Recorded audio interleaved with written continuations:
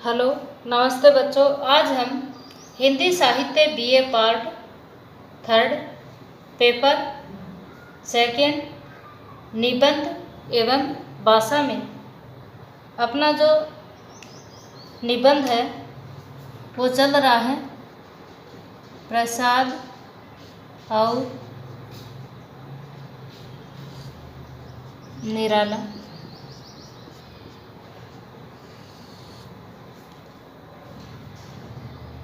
इनके निबंधकार हैं आचार्य नंद दुलारे वाजपेयी।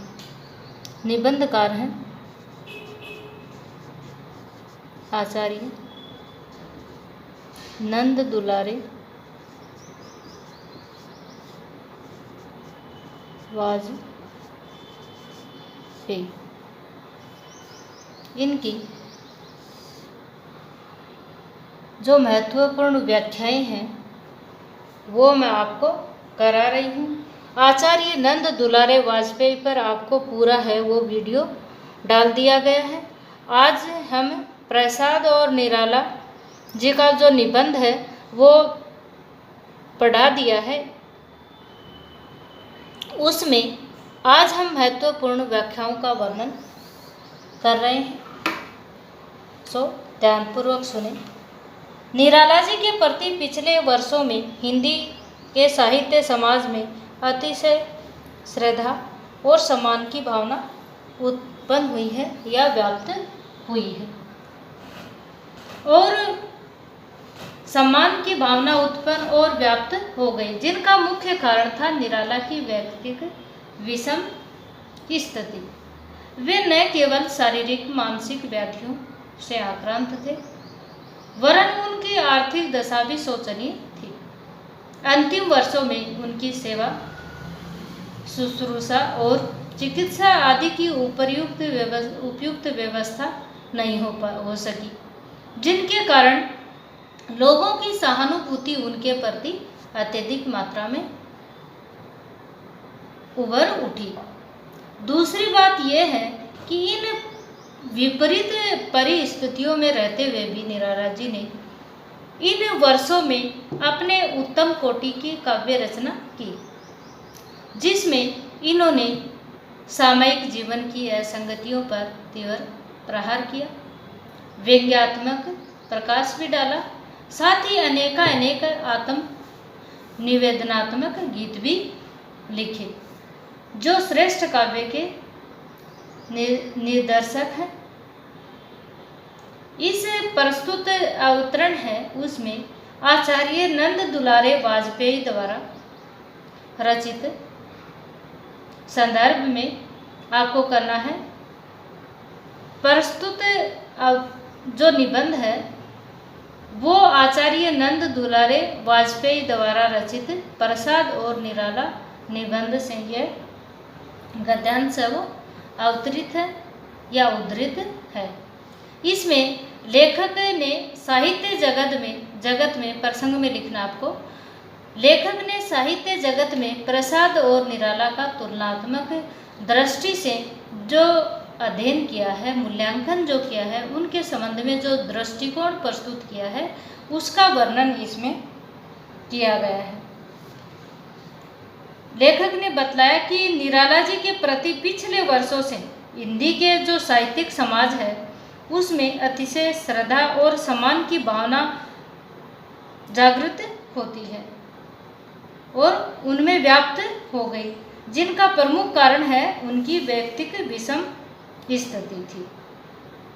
वे इन दिनों न केवल शारीरिक और मानसिक व्याधियों का अर्थ है यहाँ बीमारियों से है, व्याधियों का अर्थ है बीमारी से घिरे हुए थे, बल्कि उनकी आर्थिक दशा भी उन दिनों अत्यधिक शोचनीय थी।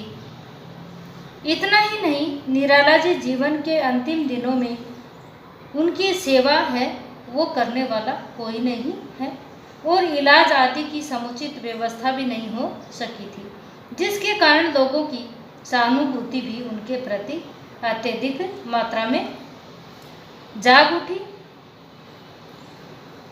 निराला जी के संबंध में दूसरी बात ये भी थी कि उनके साथ विपरीत परिस्थिति में रहते हुए भी इन्होंने कुछ वर्षों में उच्च कोटि की काव्य रचना भी की थी। उनकी इस काव्य रचना में सामाजिक जीवन की विसंगतियों पर तीखा व्यंग्य और प्रहार किया गया था।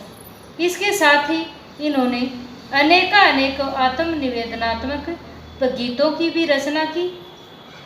इनके द्वारा रचित गीत श्रेष्ठ काव्य रचना के घोतक हैं। विशेष में आपको लिखना है, लेखक ने निराला के जीवन के अंतिम वर्षों की जो स्थितियों और परिस्थितियों का चित्रण किया है। इनके प्रति साहित्यकारों की सहानुभूति जहाँ जागृत होती है, वही उनकी उस समय की जो श्रेष्ठ गीतों के प्रति भी सहज अनुराग जाग उठता है।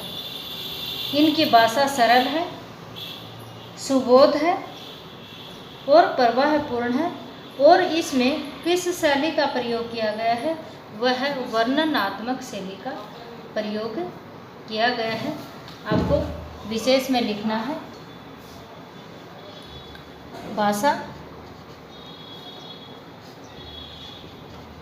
भाषा कैसी है?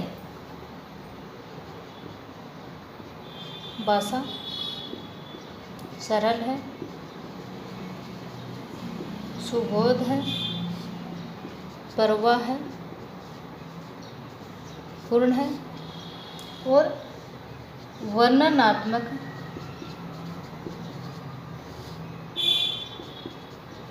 शैली का प्रयोग हुआ है। और इसके जो मूल सार हैं वो आपको लिख देना है। आपको शैली पढ़ाई थी तब, व्यास शैली है, समास शैली है, निबंध की शैलियाँ मैंने पढ़ाई है।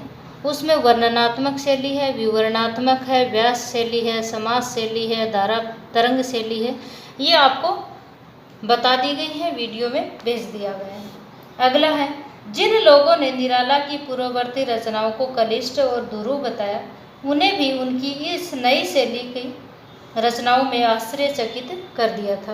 वे अपने पुराने आरोपों को बहुत कुछ भूल गए थे। निराला की आरंभिक रचनाएं हैं वो श्रृंगारिक हैं, और ये आपको याद रखना है, और वीर भावनाओं पूर्ण रचनाओं की तुलना में जब उन्होंने हास्य, व्यंग्य, शांत, करुण रस की रचनाओं को एक साथ रखकर देखा, तब इन्हें निराला की बहु वस्तुव्यापिनी प्रतिभा का पूरे परते प्राप्त हुआ।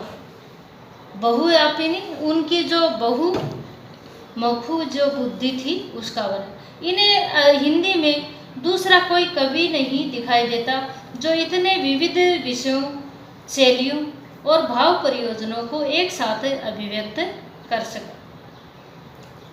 इसमें आचार्य नंद दुलारे वाजपेयी द्वारा रचित प्रसाद और निराला निबंध से उद्धृत है या अवतरित है, आपको जैसा सरल लगे वैसा लिख देना। यहाँ निराला के प्रति जो साहित्य प्रेमियों की जो मानसिकता है उसके संबंध में लेखक है वो वर्णन कर रहा है। तो कहता है, लेखक का मानना है कि व्यक्ति के जीवित रहने पर तो उनके जो शांत हो जाने पर भी लोगों की मानसिकता में परिवर्तन आ जाता है। इस संबंध में बतलाता है कि भाई जिन साहित्यिकों ने निराला की जो पूर्ववर्ती रचनाएं हैं, जो पहले की रचनाएं हैं, वो क्या बताई हैं कि भाई वो तो कठिन है, समझ में भी नहीं आती हैं।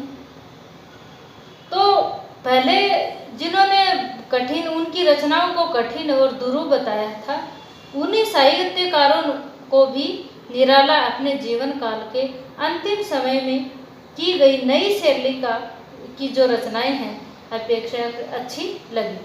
पहले तो वो क्या बताते थे कि भाई इनकी रचनाएं हैं वो कलिष्ठ हैं, और बाद में उनकी रचनाओं को वो क्या बताते हैं कि इनकी रचनाएं हैं उन्हें अच्छी लगी, और उन रचनाओं में उन्होंने जो कलिष्ठता से सरलता की ओर अपने आधार पर आश्चर्यचकित कर दिया, अचंभित कर दिया। क्योंकि निराला जी की जो पहले की जो रचनाएं हैं, रचना काल की जो रचनाएं हैं, उसकी अपेक्षा परवर्ती काल की रचनाएं सरल सरस भी हैं। आप इसीलिए निराला के जो आलोचक है, साहित्यकार हैं, उन्होंने पुराने जो आरोप लगाए थे वो बहुत कुछ उनके प्रति, जो पहले जो आरोप लगाए थे कि भी इनकी रचनाएं हैं वो समझ में नहीं आती हैं, कठिन है, तो वही जो आलोचक है वो बाद में क्या कहते हैं उनके संबंध में कि उनकी आरंभिक रचनाएं उनके पुराने आरोपों को कुछ उनके प्रति भूल गए हैं और कहते हैं निराला जी की पूर्ववर्ती काल की आरंभिक रचनाएं वो श्रृंगारिक और वीर भावना पूर्ण रचनाओं की तुलना में परवर्ती काल की रचनाएं हास्य, व्यंग्य। प्रारंभिक रचनाएं किस प्रकार की हैं उनकी? प्रारंभ की रचनाएं हैं वो श्रृंगारिक हैं,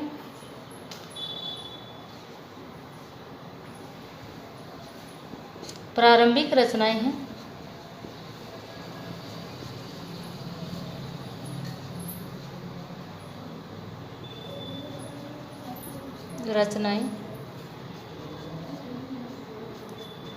श्रृंगारिक हैं एवं वीर भावनाओं से परिपूर्ण रचनाएं हैं। वीर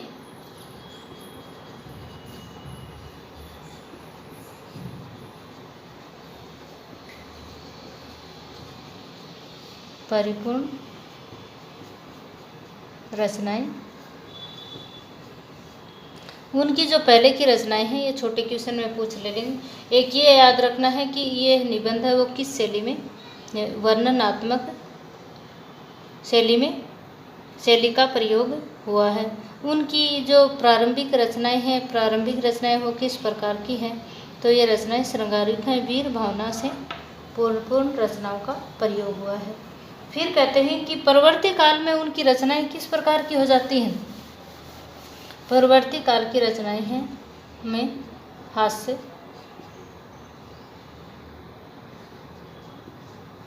व्यंग्य और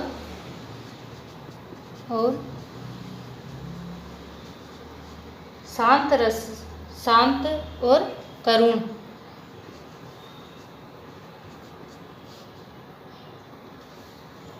रस की रचनाएं मिलती हैं। करुण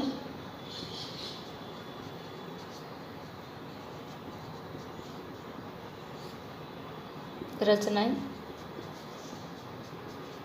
मिलती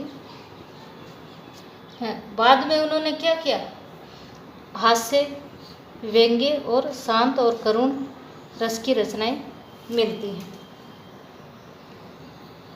अब कहते हैं कि प्रारंभिक रचनाएं तो श्रृंगारिक और वीर भावनाओं पूर्ण रचनाओं की तुलना में परवर्ती जो रचनाएं हैं वो हास्य और व्यंग्य और शांत रस की रचनाओं को एक साथ रखकर देखा जाए तो निराला की बहुमुखी प्रतिभा,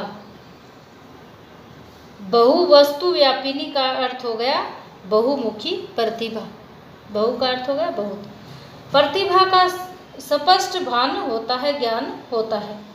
उन्हें निराला के समान ही हिंदी में दूसरा अप्रतिम कवि दिखलाई नहीं देता, तो अपनी बहुमुखी प्रतिभा के बल पर इतने विविध विषय, शैलियों एवं भाव प्रयोजनों का सुंदर अभिव्यक्ति की है।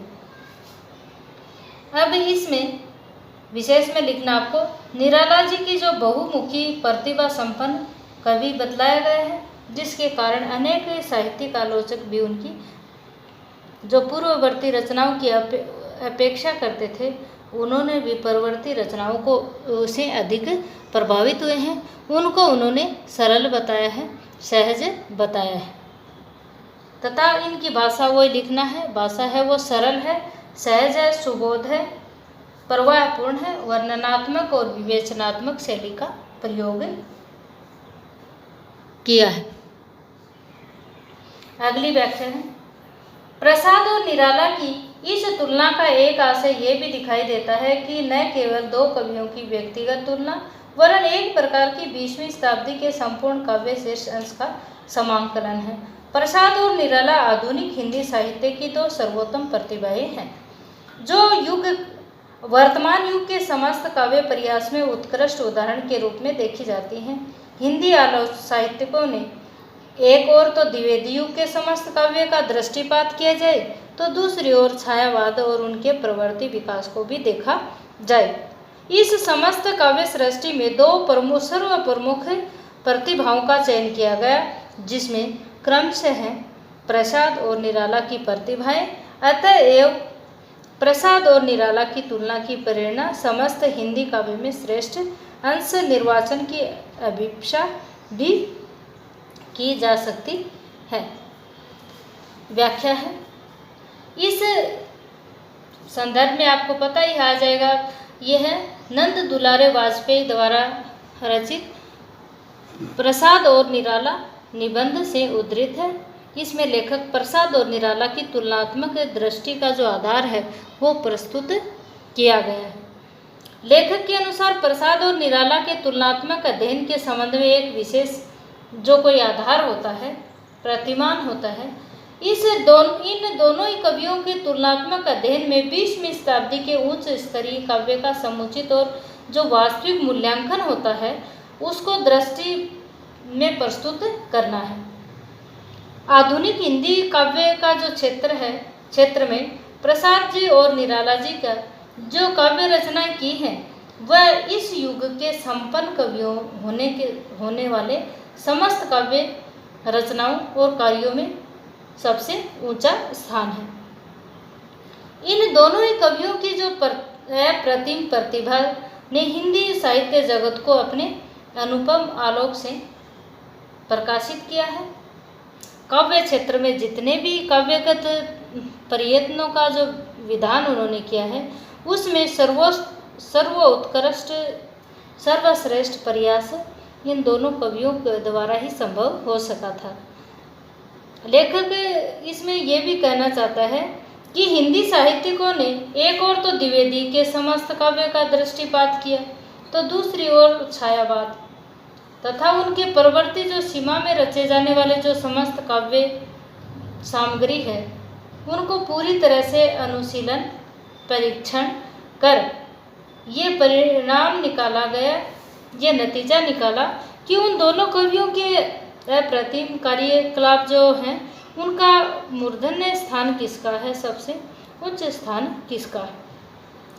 इस दृष्टि से ये भी कह सकते हैं कि आज इन दोनों कवियों अर्थात प्रसाद और निराला जी का जो तुलनात्मक मूल्यांकन आवश्यक हो गया है, क्योंकि इन दोनों ही कवियों के द्वारा भाव, भाषा, शैली और अन्य जो विविध काव्यात्मक जो प्रयोग साहित्य में किए हैं, हिंदी साहित्य जगत में जो भी जिनका आविर्भाव उन्होंने किया है, जिनकी आलोचना करना आज के विद्वान विचारकों के लिए नितांत आवश्यक है।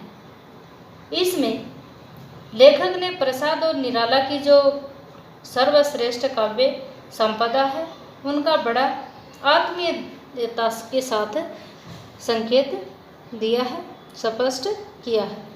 भाषा वही लिखनी है, भाषा सरल है, तत्सम शब्दावली से युक्त है, प्रवाहपूर्ण है और विवेचनात्मक शैली है।